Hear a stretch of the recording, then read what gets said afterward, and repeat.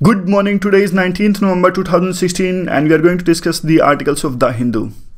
Before discussion of articles, ये जो PDF है आज की डिस्कशन की वो आपकी ईमेल आईडी पर सेंड कर दी गई है। और अगर आपको भी ईमेल जो इसकी PDF चाहिए आगे से तो प्लीज़ आप भी सब्सक्राइब कर लीजिए इस पे onlyias.com से। आपको पता ही होगा, 2-3 बार मैं इन्फॉर्म कर चुका हूँ इसके बारे में, ना पता हो तो दोबारा फिर से बता देता हूँ।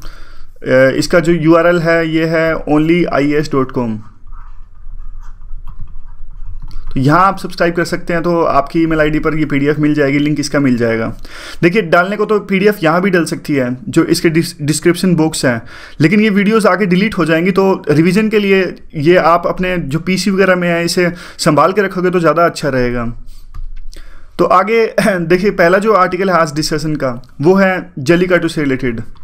यह एक स्पोर्ट्स गेम है, इससे रिलेटेड आज डिस्कस कर लेते हैं। पहला आर्टिकल जो है, फिलहाल का कंटेक्स्ट ये है, सुप्रीम कोर्ट ने मना कर दिया है एक रिव्यू पिटीशन को एंटरटेन करने के लिए।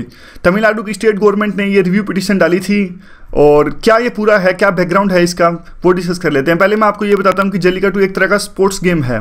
इसमें बुल टेमिंग होती है। ये देखिए, यहाँ पर सारे लोग बुल टेमिंग होती है, और ऐसा भी कहा जाता है कि जो ये सींग होते हैं, कई हर एक में नहीं, कई ओकेजन्स पे, कई जगह पे ये सींग पे जो बुल के सींग होते हैं इस पे ना प्राइज मनी होती है। तो प्राइज मनी होती है तो सारे इसके पीछे भागते हैं। तो इस तरह का ये गेम है। पोंगल के ओकेजन पर ये खेला जाता है, यानी हार्वेस्टिंग सीजन होता है उसके बाद में ये खेला जाता है, और बहुत पुराना ये गेम है। ये देखिए, यहाँ पर पोंगल के ओकेजन पर खेला जाता है, बहुत पुराना गेम है ये। और एक्सपर्ट्स की माने तो देखिए ये निकलता है कली और काकू। ये देखिए, कोइंस, काकू का मतलब होता है कोइंस, और काटू मीनिंग है पैकेज, यानी प्राइज मनी का जो पैकेज है उससे रिलेटेड ये गेम है। और one of the oldest blood, जैसे स्पेन में वो गेम होता है ना, आपने मूवी देखी होगी जिंदगी मिलेगी ना दोबारा में, जो स्पेन में गेम होता है वो बुल रेसिंग का, वैसे उसी से रिलेटेड कुछ है, लेकिन थोड़ा अलग है इसमें। और सुप्रीम कोर्ट ने ये 2014 में इस पर बैन लगा दिया था। तो क्या है ये, यहाँ पे देखिए, 2009 में तो पहले स्टेट गवर्नमेंट ने एक कानून लाया था, एक लेजिस्लेशन लॉ बनाया उन्होंने अपने स्टेट के अंदर, तमिलनाडु ने, इसको रेगुलेट करने के लिए। क्योंकि देखिए, इससे बहुत ज़्यादा मौतें हुई, बहुत ज़्यादा नुकसान हुआ, बुल्स का भी, ह्यूमन लाइफ्स का भी लॉस हुआ, और क्रूल्टीज़ की बात निकल कर सामने आई। तो 2009 में तमिलनाडु गवर्नमेंट ने एक कानून बनाया इससे रिलेटेड, इसको रेगुलेट करने की बात कही। 2014 में उसके बाद में भी क्रूल्टीज़ थी, जो you can say that atrocities थी एनिमल्स पर, कम नहीं हुई। तो पेटा जैसी ऑर्गेनाइजेशन जो एनिमल वेलफेयर बोर्ड है या फिर पेटा है, इन्वायरमेंटल मिनिस्ट्री, इन सब ने भी इस पर ऑब्जेक्शंस उठाए। 2014 में सुप्रीम कोर्ट ने इस पूरे जो गेम है इस पर रोक लगा दी। तो देखिए, एक कल्चरल इशू है, तो इससे काफ़ी सेंटिमेंट्स लोगों के जुड़े हैं, और पॉलिटिशियंस जहाँ भी लोगों के सेंटिमेंट्स जुड़े होते हैं वहाँ साथ देते हैं। आप पानी का इशू ले लीजिए, जहाँ जहाँ जनता का सपोर्ट होगा वहाँ पॉलिटिशियंस उसको साथ देंगे, चाहे वो चीज़ गलत हो या अच्छी हो। तो 2014 में फिर से रिव्यू पिटीशन डाली, उसके बाद में जजमेंट के बाद में रिव्यू पिटीशन डाली स्टेट गवर्नमेंट ने कि आप इस जजमेंट को दोबारा से रिव्यू कीजिए जो आपने बैन किया है इसको। 2016 में सेंट्रल गवर्नमेंट ने एक नई नोटिफिकेशन निकाली जिसमें उन्होंने सुप्रीम कोर्ट को इसको गेम को अलाउ करने की बात कही। और फिर अभी 2016 और अभी नवंबर चल रहा है, सुप्रीम कोर्ट ने इस रिव्यू पिटीशन को, यानी जो ये रिव्यू पिटीशन डाली थी, इसको मना कर दिया, और इस पर अभी फैसला आना बाकी है, जो कि सेंट्रल ने नोटिफिकेशन निकाली थी। यानी स्टेट गवर्नमेंट ने जो रिव्यू पिटीशन फाइल की थी, सुप्रीम कोर्ट ने उसको मना कर दिया, और सेंट्रल गवर्नमेंट की नोटिफिकेशन पे अभी फैसला आना बाकी है। तो अभी इसके कुछ प्लस के पॉइंट्स और कुछ नेगेटिव के पॉइंट्स डिस्कस कर लेते हैं। ये तो है, देखिए, प्लस के पॉइंट्स। सबसे बड़ा तो है ये कल्चरल फैक्टर। देखिए, इसमें कल्चरल फैक्टर अटैच्ड है, काफ़ी एंशियंट टाइम से गेम चला आ रहा है, और लोगों के you can say that norms, traditions और ये सारी चीज़ें इससे जुड़ी हैं। तो इसे क्यों बैन किया जाए, इसे रेगुलेट क्यों ना किया जाए। दूसरा, कुछ लोग इसे रिलीजियस फैक्टर भी टच देने की बात कहती हैं कि आर्टिकल 25 इसमें आ जाता है कि right to profess and propagate their religion. इस तरह का आर्टिकल नंबर 25 कहता है कि हमारा धर्म फैलाने का, धर्म प्रोफेस करने का अधिकार है। तो यह तो देखिए, सुप्रीम कोर्ट ने कहा नहीं, आप इसमें रिलीजन कहाँ से आ गया, मतलब कोई है ही नहीं, रिलीजन का लेना देना ही नहीं है, सिर्फ ये एनिमल राइट से रिलेटेड है। कोई भी धर्म होता तो भी इसे मना ही किया जाता। और कुछ लोग इसे कहते हैं कि इस तरह से एक सोसाइटी में, यहाँ देखिए दोनों चीज़ें रिलेटेड हैं। कुछ लोग कहते हैं कि सोसाइटी से बॉन्डिंग आती है, कोऑर्डिनेशन आता है। देखो, सारे लोग मिलेंगे। अब इसमें देखो, सारे लोग, आज के टाइम में ग्लोबलाइजेशन आया, तो आज के टाइम में ऐसा कहा जाता है कि सोसाइटी इंडिविजुअलिज्म की तरफ जा रही है, एक दूसरे से कुछ लेना देना ही नहीं है। तो सोसाइटी में इस तरह के गेम ऑर्गेनाइज होते हैं तो एक तरह से बॉन्डिंग क्रिएट होती है, और इंडिविजुअलिज्म दूर होता है, और कम्युनिटेरियन जो होता है, कम्युनिटी की जो भावनाएं हैं वो ज़्यादा आती हैं। तो उसके बाद में आता है ये देखिए वेल्लोर, यानी इसमें यूथ जो होते हैं वो यूथ अपनी बहादुरी दिखाते हैं और माचो स्पोर्ट्स इसे कहा जाता है। और कुछ लोग इसे सुपरस्टिशन यानी यू कैन से अंधविश्वास से भी जोड़ते हैं। अंधविश्वास से कैसे जोड़ते हैं? वो लोग कहते हैं कि अगर इस गेम को ऑर्गेनाइज नहीं किया गया तो भगवान की यानी गॉड की रैत का सामना हमें करना पड़ेगा, यानी फसलें अच्छी नहीं होंगी और भगवान की नाराज़गी हमें झेलनी पड़ेगी। तो कुछ लोग इसे अंधविश्वास का रंग भी देते हैं। इस तरह से 4-5 जो इशू हैं, सारे के सारे पक्ष में तो नहीं किए जा सकते, लेकिन जो फैक्टर्स इन्वॉल्व हैं, यानी इसे फैक्टर्स इन्वॉल्व से मान लीजिए आप। और दूसरे जो फैक्टर्स हैं अब वो डिस्कस कर लेते हैं। सुप्रीम कोर्ट ने कहा कि इसका धर्म से कोई लेना देना नहीं है, no connection with the religion, how can you connect this with the religion. और जो क्रूअल्टीज होती हैं, जो एट्रोसिटीज़ यानी अत्याचार होते हैं एनिमल्स पे, और बहुत सारे बुल्स की जाने जाती हैं इसमें। और इवन देखिए not only bulls, even humans lost their lives in this sports. और इवन दर्शक भी, जो स्पेक्टेटर्स वहाँ जो ये गेम देखते हैं, उनकी भी जाने गई हैं। तो ऐसा क्या गेम भाई, इतनी सारी जानें आप गंवा रहे हो। तो और स्टेट रेगुलेशन 2009 के बाद में जो लोग कहते हैं कि इसे रेगुलेट किया जाना चाहिए, तो सुप्रीम कोर्ट का तर्क यह है कि, और जो एनजीओज हैं, वेलफेयर बोर्ड है, उनका तर्क यह है कि 2009 में भी प्रयास किए गए इसको रेगुलेट करने के, लेकिन वो प्रयास सफल नहीं हुए। तो इसलिए क्रूअल्टीज कंटिन्यूड रही। तो अभी कोई औचित्य बनता नहीं है कि कोई भी रेगुलेशन इस पर संभव हो नहीं पाता, क्योंकि ये कल्चर से रिलेटेड है। एक बार जब गेम स्टार्ट होता है तो कोई नहीं देखता कि क्या हो रहा है क्या नहीं हो रहा। यह तो वही इशू है। सुप्रीम कोर्ट ने ये भी आर्गूमेंट दिया था कि it's a issue of human entertainment on the expense of animals, यानी आप एनिमल्स के सेक्रीफाइस पर अपना एंटरटेनमेंट कर रहे हो। और एक ये पॉलिटिकल इशू है जो फैक्टर्स इन्वॉल्व है, हमने ऑलरेडी डिस्कस किया कि इलेक्शन की बेस पे इसलिए ज़्यादा हाई फाई, जब भी इलेक्शन होता है इलेक्शन से पहले रिव्यू पिटिशन डाल दी, क्योंकि वोट्स की राजनीति है ये। फैटिलिटीज़ हमने डिस्कस किया, बुल्स की जाने, ह्यूमन जाने, स्पेक्टेटर्स, ये सब कुछ। और इवन एनिमल वेलफेयर बोर्ड और जो एनवायरमेंटल मिनिस्ट्री है उसने भी इसको अपोज किया। तो ये सारे फैक्टर्स इन्वॉल्व हैं इस पूरे के पूरे जो स्पोर्ट्स गेम है उसमें। अगला आर्टिकल डिस्कस कर लेते हैं। अगला आर्टिकल है नीचे, ये इंटरनेशनल क्रिमिनल कोर्ट से रिलेटेड यह आर्टिकल डिस्कस करने वाले हैं।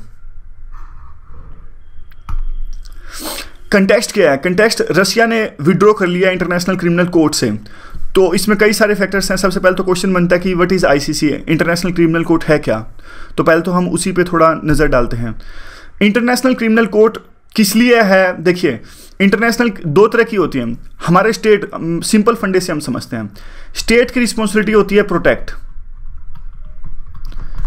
मतलब अपने सिटीजन्स को बचाना, किसी तरह से उन पर अत्याचार हो रहा है, जैसे हमारे कॉन्स्टिट्यूशन में दिया है, आप पर किसी तरह का कोई जुल्म ना हो पाए, इससे स्टेट आपकी रक्षा करेगा। नहीं तो अगर स्टेट ना हो तो कोई भी किसी को मार दे, जिसके पास पावर है, कोई स्ट्रॉन्ग आदमी है, वीक आदमी को मार देगा। तो स्टेट की रिस्पॉन्सिबिलिटी होती है वीक सिटीजन्स को बचाना या फिर हर एक को इक्वल राइट्स देना, इस तरह की। तो अब सिचुएशन ये है, मैं आपसे क्वेश्चन पूछता हूं एक, अगर स्टेट ही अपने सिटीजन पर राइट करने लगे, अत्याचार करने लगे, तो उसका हिसाब कौन लेगा? तो यह देखिए, अगर आप मान लीजिए पाकिस्तान देश है, पाकिस्तान खुद का स्टेट ही, जैसे बलूचिस्तान पे उस पर अत्याचार करने की बात होती है, तो अगर कोई स्टेट खुद ही अपने सिटीजन्स पर अत्याचार करना स्टार्ट करे तो उसको बताएगा? तो राइट टू रिस्पॉन्सिबिलिटी किसकी है? डोमेस्टिक मैटर्स में तो राइट की रिस्पॉन्सिबिलिटी होती है स्टेट की। अगर स्टेट खुद ही अगर ऐसा करने लगे तो कौन बचाएगा? तो देखिए, ऐसा ही कंटेक्स्ट सामने आया 1994 के आसपास। 1994 के आसपास में, ये पहले भी निकल के आया था, टोक्यो जो ये ट्रायल्स थे सेकेंड वर्ल्ड वॉर के बाद में। और बाद में देखिए रवांडा 1992 का इशू था, यूगोस्लाविया 1997 का इशू था, सीरिया लियोन ये भी 90s का इशू था, टिमोर, कंबोडिया, इन सभी स्टेट्स में एक चीज़ निकल सामने निकल कर आई कि स्टेट ने खुद ही अपने लोगों पर अत्याचार किया। जीनोसाइड, जिसे यू कैन से मैसेकर, जीनोसाइड, जातीय संघर्ष, इस तरह की चीज़ें सामने निकल कर आई। तो कोई तो मैकेनिज्म होना चाहिए ना। तो उस समय तो देखिए इन चारों जो है उसमें एक एडहोक ट्रिब्यूनल बनाया गया। एडहोक ट्रिब्यूनल मतलब काउंसिल ट्रिब्यूनल, जो ये ट्रायल्स रखेगा इन केसेस में। यूगोस्लाविया में जो हुआ उसके लिए एक ट्रिब्यूनल बनाया गया, सीरिया लियोन और तिमोर, कंबोडिया, एक एडहोक मतलब काउंसिल ट्रिब्यूनल बनाया गया। बाद में इसे 2002 में परमानेंट ट्रिब्यूनल बना दिया गया, यानी जब भी कोई स्टेट अपने सिटीजन्स पर अत्याचार करेगा या फिर और देखिए कौन कौन से केसेस में, ये देखिए यहाँ पर केसेस दिए हैं, ये देखिए most serious crimes concern to the international community as a whole, जिनका असर, ऐसे क्राइम जिनका असर ना सिर्फ स्टेट पर पूरे इंटरनेशनल कम्युनिटी पर पड़े, यानी पूरी इंटरनेशनल कम्युनिटी शर्मसार हो जाए, ऐसे क्राइम्स, जीनोसाइड और क्राइम्स अगेंस्ट ह्यूमैनिटी, मानवता के खिलाफ में क्राइम्स, वार क्राइम्स और क्राइम्स ऑफ एग्रेशन, ये सारे क्राइम्स होंगे, वो इंटरनेशनल क्रिमिनल कोर्ट में प्रोसिक्यूट किए जाएंगे और उनका हिसाब इस कोर्ट में लिया जाएगा। देखिए अब ये कोर्ट बनाया गया 2002 के बाद में, 1 जुलाई 2002 को। है कहाँ हेडक्वार्टर? प्रिल के लिए इंपॉर्टेंट है ये, हेग में इसका नीदरलैंड में हेडक्वार्टर है। अब देखिए इंपॉर्टेंट बात यह है कि इसकी ज्यूरिडिक्शन सिर्फ उन्हीं कंट्रीज पर है जिन्होंने इस ट्रीटी को यानी 2002 में साइन किया था। इंडिया इसका पार्ट नहीं है, इंडिया ने इसको मना कर दिया था, ना ही यूएस इसका पार्ट है। और जो बढ़िया बढ़िया देश हैं, मेन जो कंट्री है, जैसे क्रिकेट में होते हैं ना बढ़िया बढ़िया बैट्समैन ऊपर के, वो इसमें जो बढ़िया बढ़िया कंट्री है इसमें है ही नहीं। जैसे यूएस, इंडिया, चाइना, रशिया था। रशिया ने अभी विड्रॉ कर लिया, उसी के बाद तो ये आर्टिकल है। तो देखिए रशिया ने क्यों विड्रॉ किया, ये तो पूरा कंटेक्स्ट हमने डिस्कस कर लिया। इंटरनेशनल क्रिमिनल कोर्ट आया क्यों और क्या है, और क्या अभी इसके इश्यूज हैं वो हम डिस्कस कर लेते हैं। देखिए इंटरनेशनल क्रिमिनल कोर्ट से रशिया ने विड्रॉ कर लिया। रशिया ने क्या किया था, इस इंटरनेशनल क्रिमिनल कोर्ट ने, जो रशिया ने क्रीमिया को एनेक्स किया था, आपको याद होगा यूक्रेन और जो रशिया के बीच में थोड़ा विवाद हो गया था। तो यूक्रेन का एक पार्ट था क्रीमिया, यह पहले क्रीमिया पार्ट रशिया का ही था, लेकिन रशिया ने यूक्रेन को गिफ्ट दिया था और यह अभी फिलहाल यूक्रेन के पास था। लेकिन रशिया को इस पार्ट की जरूरत थी बहुत ज़्यादा पोर्ट्स के लिए, और स्ट्रेटेजिक जो है लोकेशन इसकी बहुत अच्छी थी क्रीमिया की। अब जबकि इन दोनों देशों के बीच में रिलेशन खराब हो गए, पहले तो अच्छे थे तो रशिया इस पार्ट का यूज करता था, मतलब यूक्रेन का पार्ट था, लेकिन फिर रशिया फिर भी इस पार्ट को यूज करता था। लेकिन 2012-14 में जब ये हुआ अभी, तो दोनों के देशों बीच में रिलेशन बहुत ज़्यादा खराब हो गए। यूक्रेन जो चल गया वो वेस्टर्न कंट्रीज की झोली में चला गया, मतलब वहाँ उनके साथ में तालमेल ज़्यादा बिठाना स्टार्ट कर दिया और रशिया को इग्नोर करना स्टार्ट कर दिया। वो बहुत लंबी कहानी है इसकी, क्या हुआ क्या नहीं हुआ, लेकिन बात बस सिर्फ इतनी है कि वेस्टर्न कंट्रीज के साथ ज़्यादा मिलना स्टार्ट हो गया। तो रशिया पर खतरा यह रहा कि अब वो इस पार्ट को यूज़ नहीं कर सकेगा। तो क्या हुआ कि इस क्रीमिया के अंदर में एक रेफरेंडम हुआ। उस रेफरेंडम के अंदर क्रीमिया ने चुना कि हम तो रशिया के साथ जाएंगे। तो देखिए उन्होंने तो रेफरेंडम चुना कि हम रशिया के साथ जाएंगे, क्योंकि इस क्रीमिया पार्ट में बहुत सारे मेजॉरिटी ऑफ द पीपल थे वो रशियन एथनिसिटी के थे। तो रेफरेंडम में तो यही डिसीजन आना ही था, तो इसमें तो कोई दो राय नहीं। अब बाद में वेस्टर्न कंट्रीज यह आरोप लगाती हैं कि रशिया ने क्रीमिया को हड़पा यूक्रेन से, और हड़प लिया मतलब एक आपने धक्के से एक रेफरेंडम ऑर्गेनाइज किया, और ये सारा का सारा ऑर्चेस्टर्ड था, मतलब तय था, फिक्स था कि वो रेफरेंडम होगा, हम इसे हड़प लेंगे। उसके बाद में बहुत सारे सैंक्शंस लगाए गए रशिया पर, और G8 में भी उसको सस्पेंड कर दिया गया, G7 रह गया अब सिर्फ। अब इस इंटरनेशनल क्रिमिनल कोर्ट ने रशिया के क्रीमिया जो है इसको ऑक्यूपेशन कहा है कि आपने ये ऑक्यूपाई कर रखा है। तो इसी से नाराज होकर रशिया ने आईसीसी से अलग होने का फैसला किया। रशिया कहती है कि यूएस इतने सारे क्राइम करती है, इराक के अंदर में, लीबिया के अंदर में, अफगानिस्तान के अंदर में, आज तक उस पर तो कुछ फैसला हुआ नहीं। तो देखिए उस पर तो फैसला हो भी नहीं सकता क्योंकि ये पार्ट ही नहीं है इस ट्रीटी का। और साउथ अफ्रीका क्या कहता है, साउथ अफ्रीका की देख ले दो इशू है। साउथ अफ्रीका कहता है कि ये सारा का सारा आईसीसी है। देखिए ये कहता है कि आईसीसी की अमीर देशों पे तो कोई कुछ चलती नहीं है, वेस्टर्न कंट्रीज जो कि इसका पार्ट ही नहीं है, ये सिर्फ अफ्रीकन कंट्रीज पर ही अपना दम चलाता है। और ये बात कुछ हद तक सही भी है। आईसीसी के पिछले 10 डिसीजंस में, इंपॉर्टेंट डिसीजंस में, ऑलमोस्ट सारे के सारे अफ्रीकन कंट्रीज पर हैं। जो वर्डिक्ट आए हैं आईसीसी के वो सिर्फ अफ्रीकन कंट्रीज पर आए हैं। तो अफ्रीका पूरा का पूरा ये कंट्री यह आरोप लगाता है कि वेस्टर्न कंट्रीज मैनिपुलेट कर रही हैं पूरे आईसीसी को, और हमारे कंटिनेंट पर, पूरे महाद्वीप पर एक कब्जा जमाने की कोशिश है। आप पूरे की पूरे इंटरनल कंट्रीज की पॉलिटिक्स को मैनिपुलेट करते हो। जैसे मैं आपको एग्जांपल देता हूं, आईसीसी क्या करती है, जो रूलिंग जो पार्टीज होती हैं, जैसे अब आप देख लीजिए कीनिया का केस मान लीजिए, कीनिया में जो अभी फिलहाल के प्रेसिडेंट हैं या फिर प्राइम मिनिस्टर हैं जो भी हैं, उन पर आईसीसी एक मुकदमा चला रही है। तो देखिए अफ्रीका के जो कंट्रीज हैं ये आरोप लगाती हैं कि जो आईसीसी के अंदर जज हैं या फिर जो वेस्टर्न कंट्रीज का दबदबा है, हेग में है ये, तो जो भी आपको देश अच्छा नहीं लगता या फिर आपके एक इंटरेस्ट के खिलाफ है, जैसे कीनिया मान लीजिए, आप उनके सीटिंग जो प्रेसिडेंट या प्राइम मिनिस्टर है उनके खिलाफ आईसीसी में केस चलवाते हो और उनको हटवाने की कोशिश करते हो। तो इस तरह के आरोप अफ्रीकन कंट्रीज ने इस आईसीसी पर लगाए। तो पिछले 2 महीनों में 4 देश इस आईसीसी से अलग हो चुके हैं। इवन सीरिया फैक्टर मान लीजिए आप, सीरिया फैक्टर में बहुत सारे अत्याचार हुए और बहुत सारी केसेस निकल कर आए, लेकिन सीरिया में कुछ हुआ, आईसीसी से रिलेटेड कुछ किया? बिल्कुल भी नहीं किया। तो एक रेलेवेंस इसकी धीरे धीरे आईसीसी की खत्म हो रही है, देश इससे निकल रहे हैं और कुछ खास एफिशिएंसी इसकी है नहीं। तो एक बात तो यह हुई थी कि एक ऐसी मैकेनिज्म बनाया जाएगा जिससे देश से हटकर लोग, देश से हटकर पूरा इंटरनेशनल कम्युनिटी पे खिलाफ जो क्राइम हुए हैं उसके खिलाफ में आवाज़ उठाएंगे और उनको प्रोसिक्यूट करेंगे इस तरह से। लेकिन आमतौर पे ऐसा होता नहीं है। देखिए, जो नेशनलिज्म है वो हमेशा हावी रहता है और इन केसेस में भी एक नेशनलिज्म हमेशा हावी है। जो इंटरनेशनलिज्म है वो एक लेवल के बाद में काम नहीं कर सकता। तो यह पूरा इशू था। अब अगला आर्टिकल डिस्कस कर लेते हैं। यह आर्टिकल है दलित पॉलिटिक्स से रिलेटेड। दलित पॉलिटिक्स से रिलेटेड आर्टिकल आ सकता है, सोशल मूवमेंट्स के अंदर में आ सकता है, सोसाइटी के अंदर आ सकता है।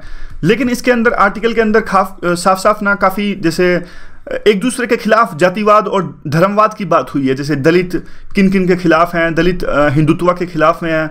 तो इस तरह की टर्म्स आप कई बार आप साफ साफ इस्तेमाल नहीं कर सकते। लेकिन फिर भी जो इंपॉर्टेंट पॉइंट्स हैं दलित मूवमेंट से रिलेटेड वो हम डिस्कस कर लेते हैं।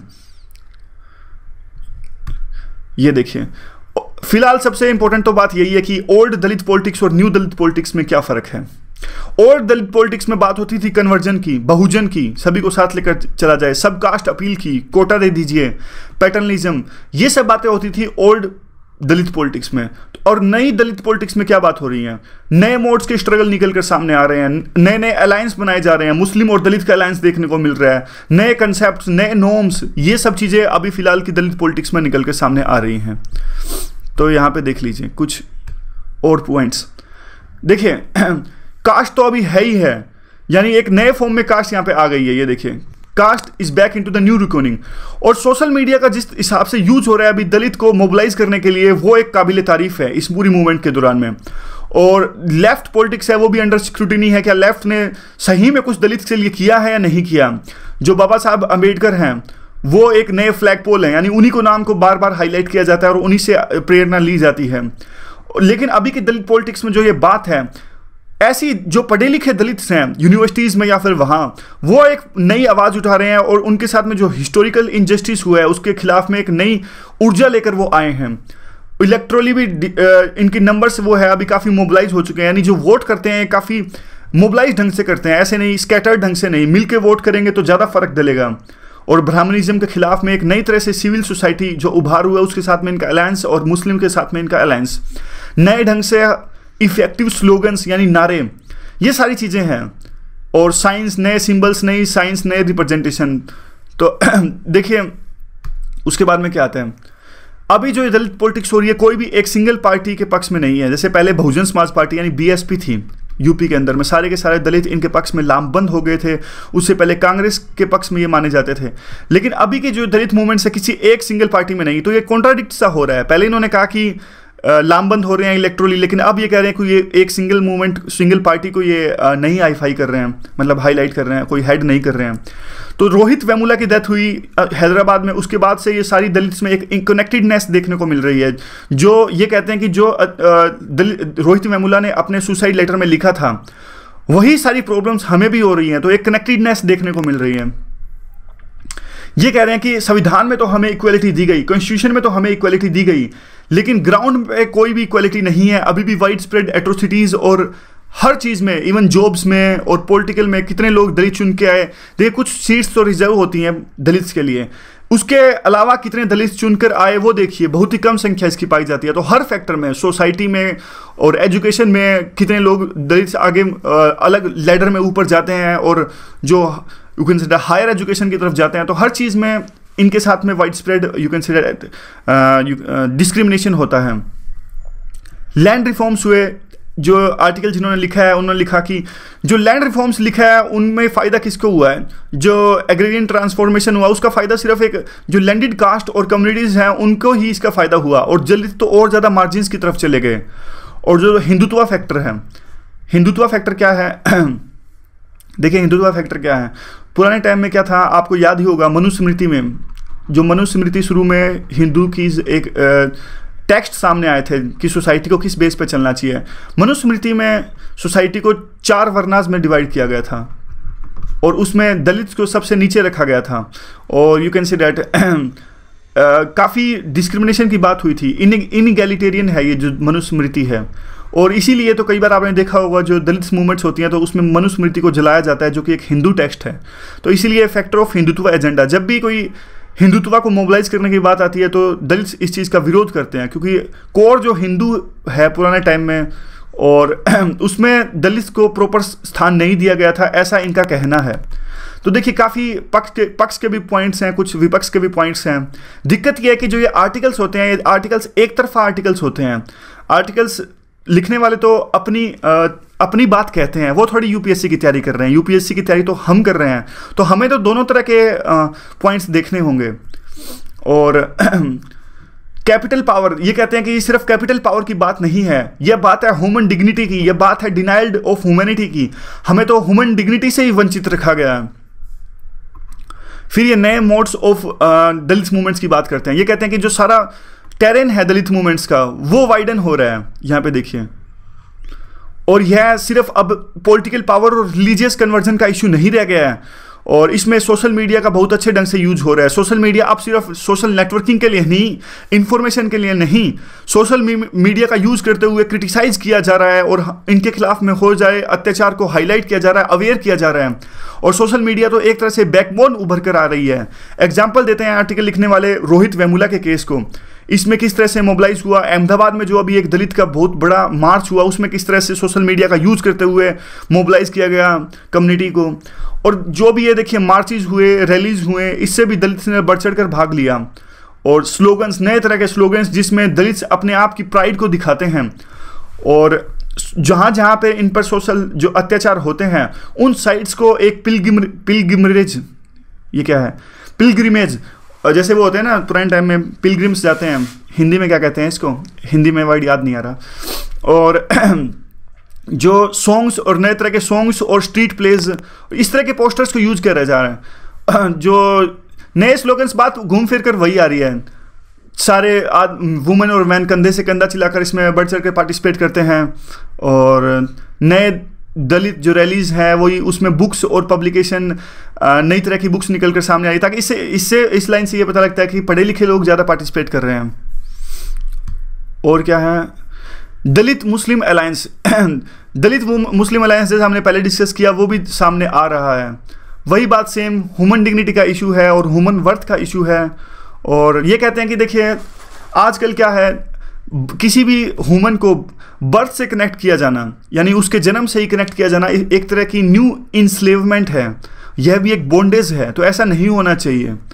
और जो अलायंस अगेंस्ट अपोजिशन है, अलायंस अगेंस्ट अपोजिशन मतलब देखिए अपने विरोधी कम्युनिटीज़ के खिलाफ में अलायंस, जैसे ये अपने आप को हिंदुत्व मानते हैं, हिंदुत्व का अपोजमेंट मानते हैं। लेकिन कुछ लोग कहते हैं कि हम हिंदुत्व के खिलाफ में हैं क्योंकि हिंदुत्व ने हमारे पे वो किए एट्रोसिटीज़ की। और स्टील ये कहते हैं, लेकिन अभी आदिवासीज़ के साथ में इनका अलायंस अभी भी होना बाकी है। देखिए इस पूरे आर्टिकल में एक्सट्रीम स्टेटमेंट्स इन्होंने यूज़ करी। इसको पूरे का पूरे दलित को हिंदुत्व का विरोधी मानना तो गलत ही है ना। हिंदुत्व थोड़ी दलित का विरोधी है। हाँ, कुछ एट्रोसिटीज हुई थी और कुछ ढंग से, इसमें मैं आपको वो बताता हूँ जो अंबेडकर का और गांधी का कंसेप्ट आपको बताता हूँ। थोड़ा सा देख लीजिए, इंपॉर्टेंट है, काफ़ी यूज कर सकते हैं। आर्टिकल में नहीं दिया मैं आपको, लेकिन बताता हूँ फिर भी। अंबेडकर ने क्या कहा और गांधी ने क्या कहा। अंबेडकर ने यह कहा कि पूरे के पूरे इस कास्ट सिस्टम को ही ख़त्म कर दो, यानी पूरा का पूरा कास्ट सिस्टम जब तक रहेगा तब तक दलित को न्याय नहीं मिलेगा। और जो हिंदू सोसाइटी है, Hindu society community of communities है, यानी पूरी तरह डिवाइडेड है। जब तक ये कम्युनिटीज़ में डिवाइडेड रहेगी तब तक एक नेशन का निर्माण नहीं हो सकता। और ये कहते हैं कि हिंदूज तो अपने आप ही जो रिलीजियस स्क्रिप्चर्स हैं इनके गुलाम है। रिलीजियस स्क्रिप्चर्स जैसे कि मनुस्मृति या फिर ये सब है, इनके गुलाम हैं पूरी की पूरी हिंदू सोसाइटी। और इसमें क्या है, उन्होंने क्या कहा कि जब ये दलित होते हैं वो इंटर डाइनिंग नहीं करते, दूसरे कम्युनिटीज़ के साथ में बैठकर खाना नहीं खाते, उनके साथ में मैरिज नहीं करते उनके साथ में, तो इनको वोट का अधिकार भी अलग होना चाहिए। उसी के बेसिस पे उन्होंने एक सेपरेट इलेक्टोरेट की बात कही, जो बाद में दिया नहीं था। आपको याद होगा, स्पेक्ट्रम में हिस्ट्री में आपने पढ़ा होगा, जो पूना पैक्ट है 1932 में हुआ था जब। और गांधी ने क्या कहा, अब गांधी का कंसेप्ट देख लेते हैं। गांधी कहते हैं कि दलित को रिजर्वेशन देना और ये सब कहना, तो इससे तो इनकी कम्युनिटी और भी ज़्यादा, इससे तो इनकी रिजर्वेशन नहीं, और ये कहते थे इनको सेपरेट इलेक्टोरेट देने से तो ये दलित के दलित ही रह जाएंगे, यानी इन पे जो वो था अलग आइडेंटिटी वो मेंटेन रह जाएगी। और गांधी ने कहा कि देखिए जो कास्ट सिस्टम है उसको खत्म कर दिया जाए, लेकिन जो वर्ना सिस्टम है उसकी तो एक वो है, यू कैन से सोसाइटी में उनका एक ऑब्जेक्टिव है, वो टेलियोलॉजिकल है, तो वर्ना सिस्टम मेंटेन रहना चाहिए। आप कास्ट सिस्टम को खत्म कर दो लेकिन वर्ना सिस्टम मेंटेन रहना चाहिए। और ये सारी बातें गांधी ने कही। इन्होंने कहा कि जो वर्ना सिस्टम है वो डिवीजन ऑफ लेबर्स है। ध्यान दीजिएगा, इंपॉर्टेंट बात है। इन्होंने कहा ये डिवीजन ऑफ लेबर्स है, और इन्होंने कहा अंबेडकर ने, ये डिवीजन ऑफ लेबर नहीं है वर्ना सिस्टम, ये डिवीजन ऑफ लेबरर है। तो ये गांधी और अंबेडकर में एक कास्ट को लेकर पूरा you can see that various points हैं। अभी देखिए मेंस में पिछली बार साफ साफ क्वेश्चन आया था, तो इस तरह से क्वेश्चन आ सकता है, what was the difference between the views of Ambedkar and Gandhi's on caste, and इस तरह से आज दलित मूवमेंट्स किस हिसाब से इवोल्व हो रही हैं। तो इस आर्टिकल में तो पूरे के पूरे कई जो थी एक्सट्रीम स्टेटमेंट्स थी, कुछ जैसे अलग व्यूज़ भी हैं, वो हम किसी और दिन डिस्कस करेंगे। और ये पूरा आज की डिस्कशन थी। आज सैटरडे है, तो सैटरडे को आपको पता होगा ग्राउंड जीरो आता है, तो ग्राउंड जीरो तो इंपॉर्टेंट नहीं है, और ग्राउंड जीरो में पूरा वही डिमोनेटाइजेशन को लेकर दोबारा से आर्टिकल है कि किस तरह से इसके प्रभाव हो रहे हैं। तो आज की डिस्कशन में बस इतना ही। Thanks very much for discussion.